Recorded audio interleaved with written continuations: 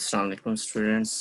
आज का हमारा लेक्चर जो पिछला हमने अबंडेंस और जो ऑर्गेनिक कंपाउंड्स की डाइवर्सिटी थी उसके बारे में पढ़ा था। नेक्स्ट आज का हमारा लेक्चर है general characterization of organic compound या कैरेक्टरिस्टिक्स ऑफ ऑर्गेनिक कंपाउंड, जिसमें हम वो खसूसियात पढ़ेंगे जो ऑर्गेनिक कंपाउंड्स की जनरल यानी आमतौर पर होती हैं। ठीक है, तो मेनली ऑर्गेनिक कंपाउंड्स में और इनऑर्गेनिक कंपाउंड्स में जो डिफरेंस है वो इस टॉपिक के अंदर हम देखेंगे कि ऑर्गेनिक कंपाउंड और इनऑर्गेनिक कंपाउंड में क्या डिफरेंस है। तो सबसे पहले इन्होंने लिखा हुआ है कि organic compounds have following general characteristics. इसकी जो कैरेक्टरिस्टिक हैं कैरेक्टरिस्टिक्स वो जनरल जो हैं वो नीचे दी हुई हैं, जिनमें सबसे पहले ओरिजिन है, यानी कहाँ से ये पैदा होते हैं। तो हमने जैसे पहले स्टार्ट में चैप्टर में पढ़ा था कि एक वाइटल फोर्स जो है वो चाहिए ऑर्गेनिक कंपाउंड्स को प्रिपेयर करने के लिए। नेचर के अंदर ये वाइटल फोर्स मौजूद होती है। तो इसी तरीके से यहाँ पर भी लिखा हुआ है कि naturally occurring organic compounds are obtained from plants and animals. On the other hand, inorganic compounds are obtained from mineral या rocks। ठीक है, तो इन दोनों को मैं अलग-अलग कह रहे हैं हाईलाइट कर देता हूँ कि ऑर्गेनिक कंपाउंड्स के लिए ओरिजिन क्या है, और उनके लिए ओरिजिन है नेचर यानी प्लांट्स और एनिमल्स, जबकि जो इनऑर्गेनिक कंपाउंड है उनका ओरिजिन क्या है, उनके लिए ओरिजिन है रॉक्स और मिनरल्स। ठीक है, नेक्स्ट कंपोजिशन क्या है, तो कंपोजिशन कहते हैं कि क्या क्या चीजें इसमें मौजूद होती हैं। तो carbon is essential constituent of all organic compounds.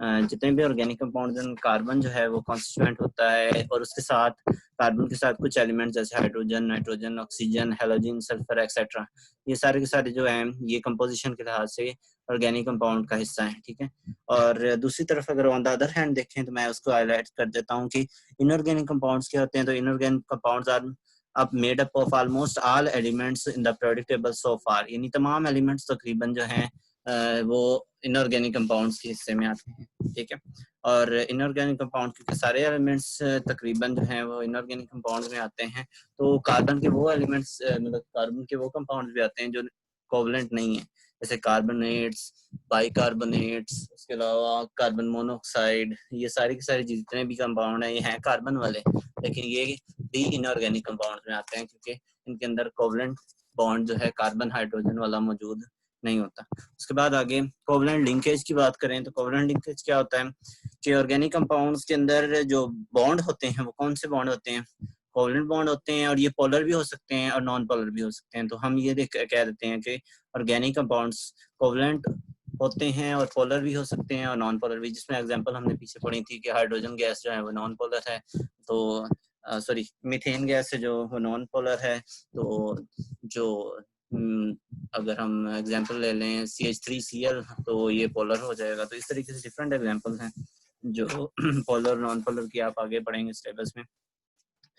While the inorganic compounds are mostly ionic bonds contain ionic bond, यानी इनके अंदर कौन सा बॉन्ड होता है, आयनिक होता है। तो ये डिफरेंस साथ साथ इसके आ जा रहा है इनऑर्गेनिक और ऑर्गेनिक का।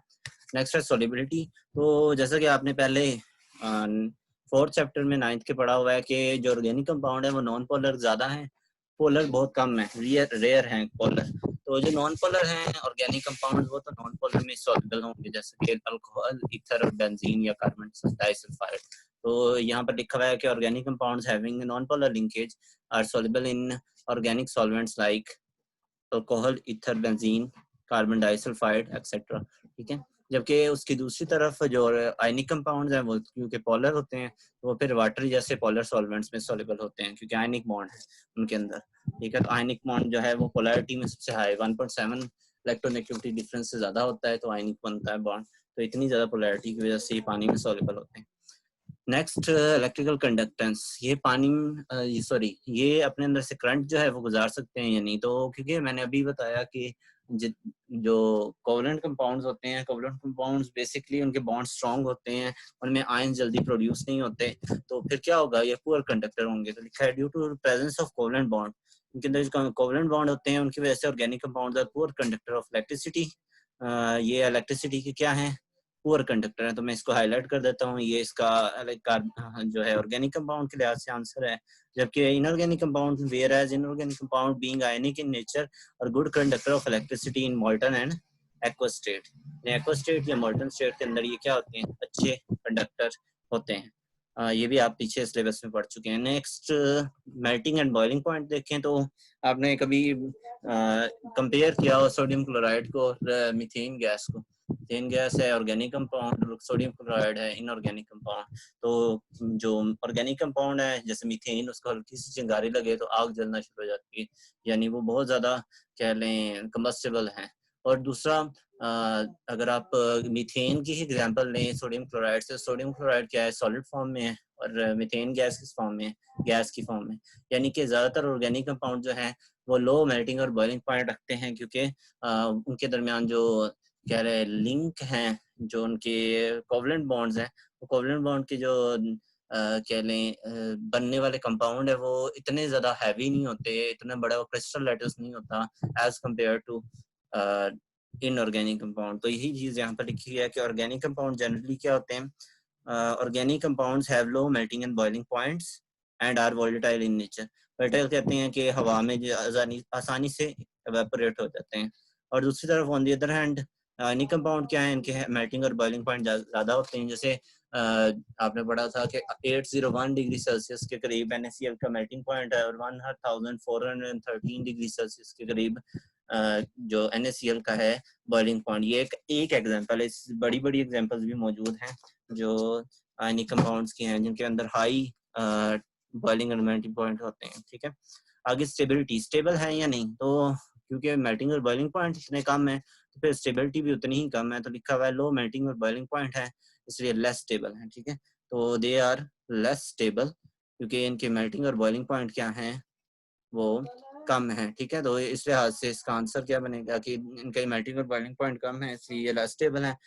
किसके कंपैरिजन में, ऑर्गेनिक कंपाउंड के कंपैरिजन में। ठीक है, तो ऑर्गेनिक कंपाउंड के कंपैरिजन में इनऑर्गेनिक कंपाउंड क्या है, ज्यादा स्टेबल है। ठीक है, आगे कंबस्टिबिलिटी, कंबस्टिबिलिटी कहते हैं इस चीज का जलना। ठीक है, तो जलना जो है वो ऑर्गेनिक कंपाउंड का खासा है। ऑर्गेनिक कंपाउंड जो है वो बड़ी तेजी से जलते हैं। ठीक है, तो दिखा हुआ है कि ऑर्गेनिक कंपाउंड है जो है हाई परसेंटेज ऑफ कार्बन होती है, और जिस चीज में हाई परसेंटेज ऑफ कार्बन हो वो जनरली क्या होता है, कंबस्टेबल, यानी उसके अंदर से उसको आग जल्दी लगती है। तो हाई परसेंटेज ऑफ कार्बन जो है ये मेन चीज है कि जिसकी वजह से जो ऑर्गेनिक कंपाउंड है ये क्या होते हैं, कंबस्टेबल होते हैं। ठीक है, on the other hand inorganic compounds are mostly incombustible. जो इनऑर्गेनिक कंपाउंड होते हैं वो जल्दी कंबस्टेबल यानी जलते नहीं।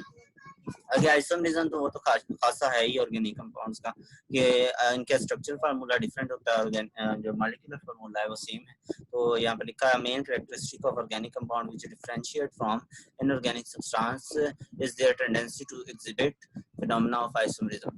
ठीक है, तो आइसोमरिज्म जो है वो ऑर्गेनिक कंपाउंड में ज्यादा होता है, इनऑर्गेनिक कंपाउंड में रेयर है। रेयर कहते हैं बहुत ही कम चांस है कि इनऑर्गेनिक कंपाउंड में आइसोमरिज्म हो। ठीक है, कुछ कंपाउंड्स हैं जो आप आगे जाके FSC लेवल पर देखोगे कि उसके अंदर कह लो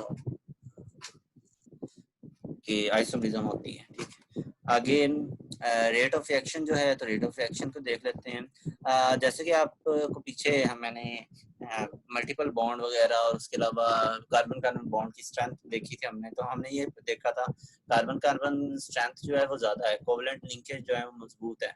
जब कोवलेंट लिंकेज मजबूत होंगे तो उनको तोड़ने के बाद ही रिएक्शन हो सकता है, तो इसीलिए रेट ऑफ रिएक्शन जो है स्लो होता है। तो दिखा है due to presence of covalent linkage, covalent linkage की मौजूद होने की वजह से the rate of reaction of organic compounds molecule are direction of organic compounds are molecule in nature. They often slow and require specific conditions such as temperature, pressure and catalyst. ठीक है, तो ये कैटलिस्ट, टेम्परेचर, प्रेशर की conditions जो हैं ये reaction के लिए चाहिए इनको, ऑर्गेनिक कंपाउंड्स को। जबकि इनऑर्गेनिक कंपाउंड्स के वाटर सॉल्युबल होते हैं, तो ज्यादातर इनऑर्गेनिक कंपाउंड्स पानी में ही रिएक्शन करते हैं, तो इसलिए वो रिएक्शन जल्दी कर देते हैं। ये रिएक्शन जो है ऑर्गेनिक कंपाउंड स्लो करते हैं। ठीक है, वीक है क्योंकि इनके बॉन्ड्स जो है ब्रेक करना मुश्किल है। आगे नेक्स्ट हम सोर्सेज और कोल के बारे में पढ़ेंगे अगले लेक्चर के अंदर। ठीक है, तो इसी लेक्चर के अंदर हम देखेंगे कि कोल जो है एक ऑर्गेनिक कंपाउंड है, वो सॉरी एक प्रोडक्ट है जो जिसे हम यूज करते हुए कई ऑर्गेनिक कंपाउंड जो है वो बनाते हैं। ठीक है, तो नेक्स्ट लेक्चर के अंदर देखेंगे कि अगला जो पार्ट है वो क्या है। ठीक है, ओके, अल्लाह हाफिज।